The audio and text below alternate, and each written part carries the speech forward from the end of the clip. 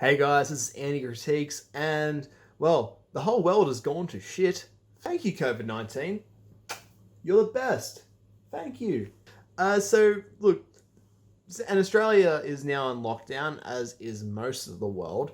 So, there's been no better time really than to pick up a hobby that you've been meaning to kind of get around to. Finally finishing Red Dead Redemption 2, or my favorite option, watch some movies and TV shows that you've been recommended or been meaning to get around to watching, but just never had the time to. Until now, that is. From classics to more modern films, these are movies that you may have heard about or have definitely heard about, but just haven't got around to watching or haven't really had the courage to try out something different for once, which is always something that I kind of recommend to just go out and try something new with the movie world. All these movies are going to be available on either Netflix, Stan, or Amazon Prime. Perhaps one or two of them could be on SBS On Demand, and some of some of the ones at the end I mentioned you might have to go out and rent. But I do recommend going out and like renting or buying movies now, just because there's no cinemas for a few months at least, and it's you got to support the movie industry, not just with Stan or Netflix or whatever. Like, kind of, just at least rent something or buy something. It's supporting the movie industry, and at least you're putting your money somewhere good. Anyway, these are my recommendations on what you should watch during self-isolation, and well, it should be a blast. Let's get down to it. First up, let's travel to Netflix, and the first movie to watch during isolation is Logan Lucky. If you're a fan of Ocean's 11, then you'll love this Steven Soderbergh heist comedy starring Channing Tatum, Adam Driver, and Daniel Craig. The film follows two brothers who plan to pull off a heist during a NASCAR race in North Carolina. And this is easily one of the most enjoyable movies you can watch on Netflix, and trust me when I say it has some great comedy. If you're a fan of heist movies and ensemble casts, you'll find a lot of enjoyability out of this. It also has the best use of Take Me Home Country Roads in any movie ever, so enough said. For more light-hearted, easy watching, check out Lady Bird. You probably fell in love with Greta Gerwig's adaptation of Little Women last year, so why not check out her critically acclaimed indie gem from 2017? It's easily one of my favourites from that year, with Saoirse Ronan at her best as the titular Lady Bird, and it's a completely genuine film like nothing else out there. Well, maybe 8th grade can give it a run for its money in terms of genuine, but that's a movie if you can handle cringe. I do recommend it otherwise. But this is a much easier movie to sit down and watch, and, see what all the fuss is about. Plus, it has Timothée Chalamet in it, so there's that. My second favourite movie of last year, Marriage Story, is a movie that I've seen 4 times now, and I somehow seem to love it just a little bit more after every rewatch. The way Noah Baumbach, sorry if I pronounced his last name wrong, presents this divorce, which happens to be based on his own divorce, in a way that hasn't been done before is remarkable. You get an equal amount of screen time with Adam Driver and Scarlett Johansson's characters, which makes you understand where both sides are coming from. It's an engrossing and heartbreaking look into love, and it has some of the best performances of the 2010s. Speaking of great Netflix movies from 2019, Martin Scorsese made a little film called The Irishman, and many of you didn't watch it when it came out because it goes for around 3.5 hours. What's that? You don't have the time to watch it? I'm sure you can stop watching Gossip Girl for 4 hours and see why this is one of the greatest pieces of cinema in recent memory. Just go and watch it now. Please. It's fucking great. Are you in the mood for 2 movies that basically cause you to have anxiety for their entire runtimes? Well, Good Time and Uncut Gems from the Safdie brothers are 2 of my favourite films on Netflix. Firstly, there's Good Time from 2017, which stars Robert Pattinson in what is arguably his best role as a criminal who tries to get his brother out of jail after a heist gone wrong.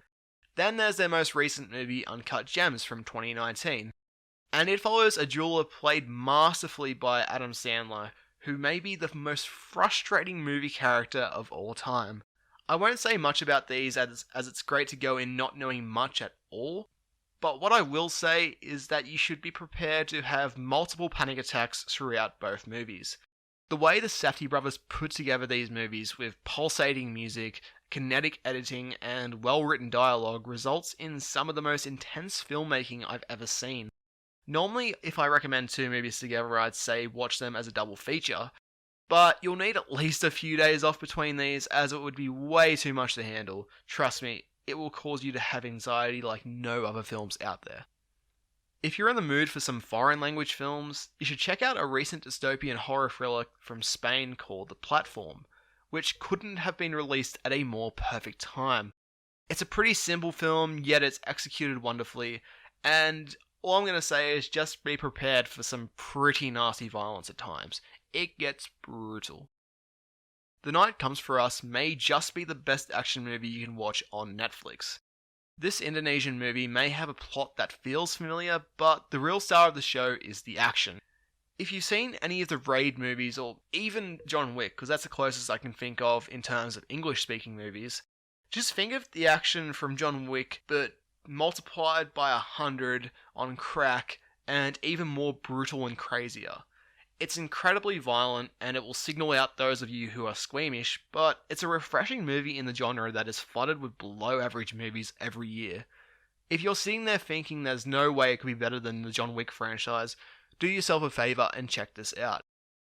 There's also a South Korean horror movie called Train to Busan that will fulfill your apocalyptic vibes.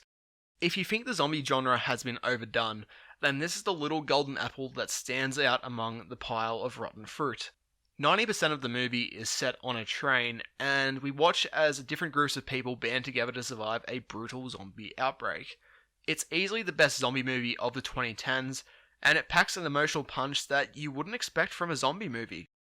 Moving over The Stand now, and there's a little movie that I'm making a video about soon called Whiplash.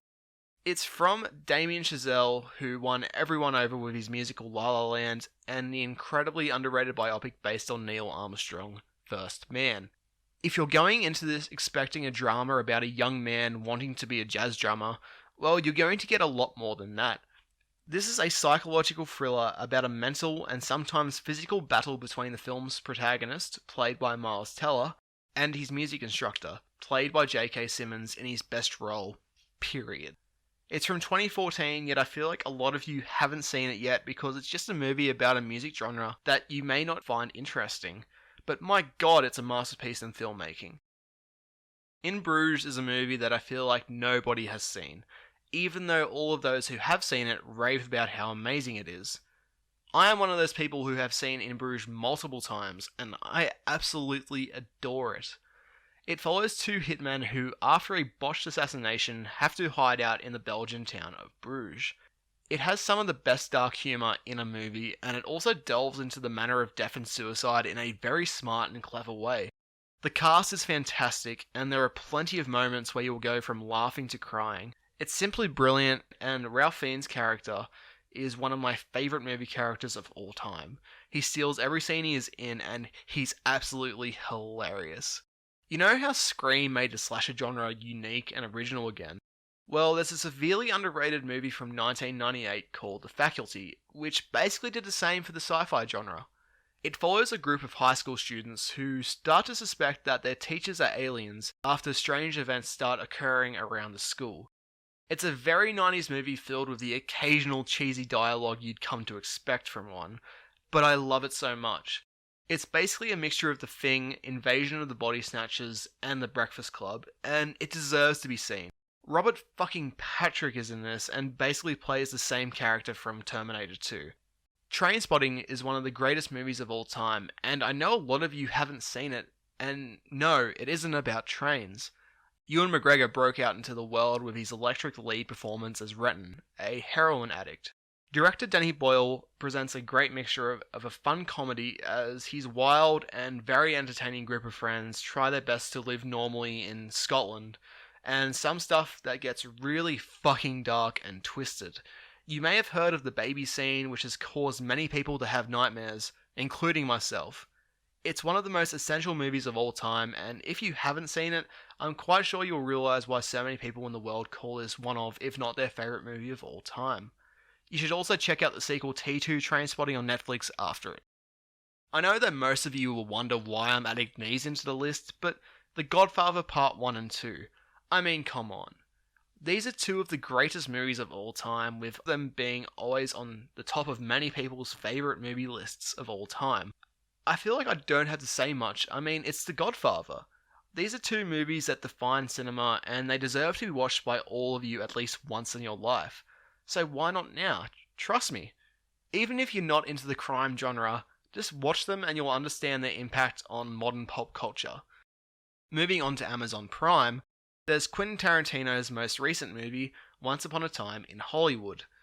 This is only a recent addition to Prime, as I'm pretty certain it got added as I was making this list.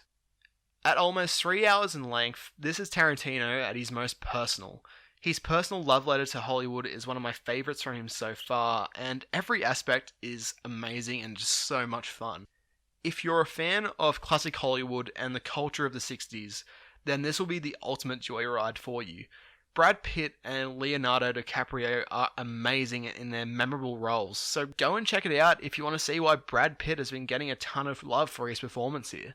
The final 40 minutes alone is worth the price of an Amazon Prime subscription, so yeah, go and watch it. For some homegrown entertainment, The Nightingale is the follow-up feature from the Babadook director Jennifer Kent. Set in colonial Tasmania, it follows a young convict who goes on a brutal path of revenge against a group of British officers who wronged her. If you haven't heard about this movie, then I'm going to warn you that this is one of the most brutal movies I've ever seen. Don't get me wrong, this movie is near perfect, but even I wasn't ready for just how unflinching the violence would be. If you have trouble with seeing sexual violence, I recommend that you don't watch it at all, as it can be very triggering. But if you're in the mood for an intense and horrifying tale of revenge set in a dark period of Australian history that we never really see anyway, I could not recommend this more. For fans of music, the 2000 film Almost Famous is a great movie to sit back and simply enjoy during this time of self-isolation. You know Tiny Dancer by Elton John? This is the movie that made this song so popular. The scene where it is used is the greatest use of music in a film ever, and once you watch it, you'll most likely agree. And that's all I have to say about the movie. Just please go and watch it. Moving on to TV shows, on Stan there is Breaking Bad and Better Call Saul. Breaking Bad is a 5-season TV show that finished in 2013 that I'm sure all of you have either watched or at least heard of. It's one of the greatest TV shows of all time, and if you haven't seen it, I mean, you just have to. It's at least watch it once in your life and see why it's considered one of, if not the greatest TV show of all time. And following that, there is Better Call Saul, a show that's currently in its 5th season, and it's basically a prequel series that follows a couple of the characters from Breaking Bad. And it's just as good as Breaking Bad, even if it's a little slower at times, and it's more of a character study, yet it's so damn good. And once you finish them, I definitely recommend going to Netflix and checking out El Camino, the follow-up film to the final of Breaking Bad that came out last year. And I don't want to say much about it as it will spoil a lot of Breaking Bad if you haven't seen it, and it's a perfect swan song for the series. Hannibal is a great horror series on Stan that follows Hannibal Lecter. This may come as blasphemy to most of you, or a shock, but I personally think Mads Mikkelsen, his performance as Hannibal Lecter, is the best on-screen portrayal of the villain. And yeah, it's just a great artsy kind of show that gets very violent at times. So if you're in the mood for something a little crime-oriented with a lot of violence, then please go and check out Hannibal. Not enough people know about it, and yeah, it's just terrific. You know the sitcom Seinfeld? Well, yeah, that's on Stan, and also Amazon Prime. So if you've never somehow seen Seinfeld, or you're in the mood for something very easy to watch during quarantine, just watch Seinfeld. It's one of the easiest shows to watch, and it's personally my favourite TV show of all time. Stop watching Friends and just watch Seinfeld instead. On Netflix there is Mindhunter from David Fincher. At 2 seasons currently, with the show being put on hold for a few years. So you've got plenty of time to catch up on the 2 seasons, with only about 9 to 10 episodes per season. So there's not much there to watch. Very dark show with some great performances. But yeah, if you're in the mood for a series that looks at crime in the 70s and 80s and FBI agents kind of delving into the minds of serial killers, then definitely go and check out Mindhunter. And yeah, if and some of the other movies that I'd suggest watching if you can get your hands on, like rent or buy them, I highly recommend The Gentleman, Parasite, Knives Out, Ready or Not, Midsommar, Under the Silver Lake, and The Lighthouse. And yeah, that's pretty much it. So I hope you guys enjoyed the video. Um, I hope you guys check out a lot of those movies, or at least a couple of them, slash TV shows that I mentioned, as they're all pretty much fantastic.